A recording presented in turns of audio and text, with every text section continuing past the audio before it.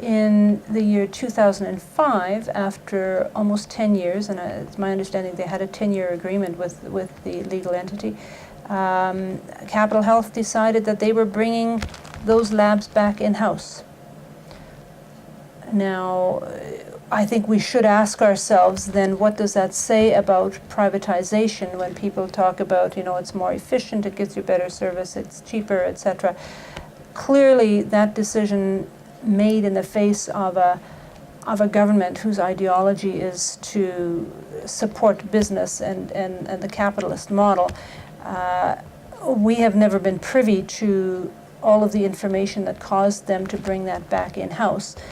But we can only surmise from the members that we now again represent that it was not more efficient, it was not less expensive, and it did not necessarily provide better services.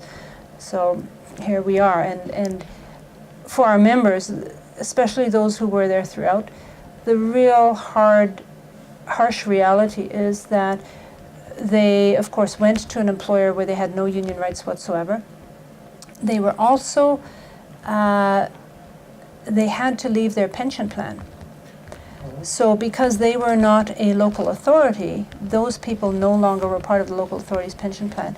So even though they are back in the pension plan 10 years later, there really hasn't been an ability for them to recapture that. So those people got hurt big time on their pension plan.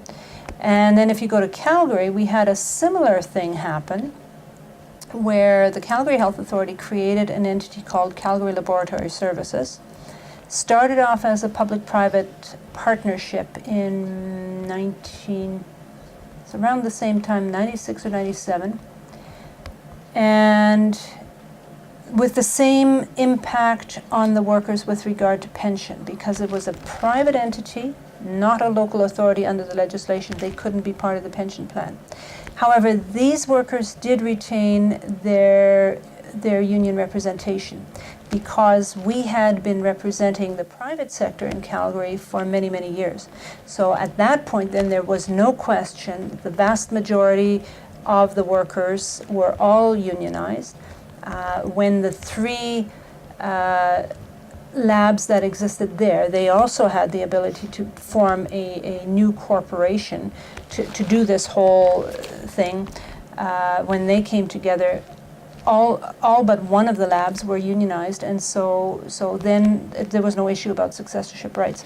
But we were not able to keep those people in their pension plan, those that were in the public sector. The people who were in the private sector, on the other hand, actually wound up gaining a small pension. At the time, is that going to be an issue? No. Okay. Edit. No, you have the loudly. Okay. So just repeat that last bit. So the people who were in the private sector actually had never had any kind of pension whatsoever. And as part of this amalgamation, we got for the entire membership, which is now all one organization, a defined contribution pension plan whereby the employer would put in 5% with the requirement that the employees put in, I think it was 2 or 2.5% at the time. So most of our members in the public sector is still a significant loss, because that defined contribution plan in no way can compare to the value of the defined benefit plan, but the members who were in the private sector actually gained. Some of them didn't immediately understand that they had had quite a gain, because they only saw, well, I now have to make this contribution if I want to get the employer's 5%. And I certainly recall saying to them at meetings, when they were saying, I can't afford to do that, I said, you know, you can't afford not to do that. It's like losing 5% immediately if you don't do it. Or is there something else you'd say to people about the fight that Friends of Medicare stood for 30 years? Because you've sort of said it. You've actually said it. I think we've kept them at bay. You know, Yeah. we have had an incredible success. I would hate to think of what our healthcare system would look like if we didn't have Friends of Medicare in this province. And so for all the as I said earlier, you know, we've had partial successes. We haven't been able to beat them back completely. It's interesting when you do a comparison between Alberta and some other places, notably Quebec, that there are places, in spite of the I think, concerted and organized efforts to try to push us towards privatization, there are places in this country where there's more privatization even than here.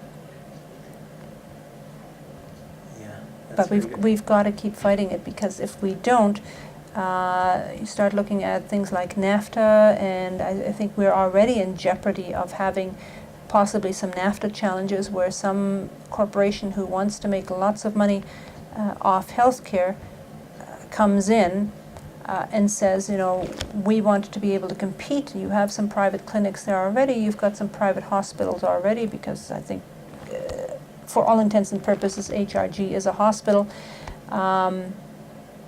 And, you know, so it is conceivable to me that we might see some challenges from some American investors who want to come in and make money off our system.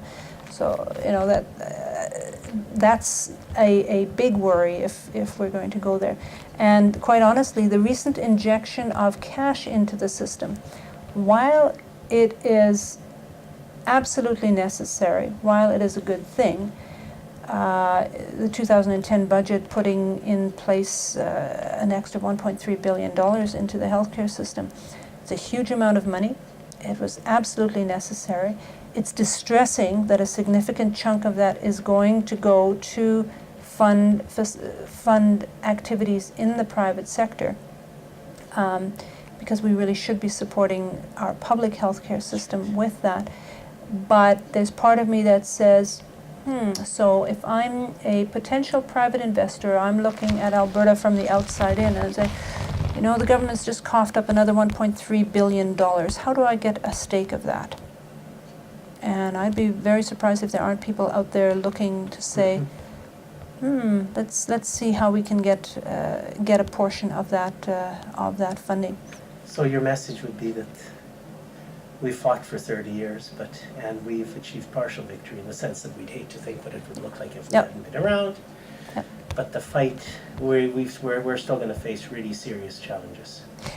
In my mind, those challenges are never going to go away. We are going to have to remain vigilant forever. It's like democracy, you got to protect it, you know, because you don't know what you've got until you haven't got it anymore. And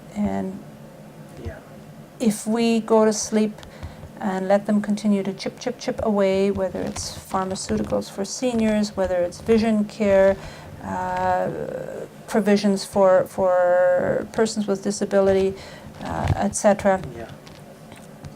Little by little. And there's places where it should be enhanced, and you've just mentioned a couple of areas.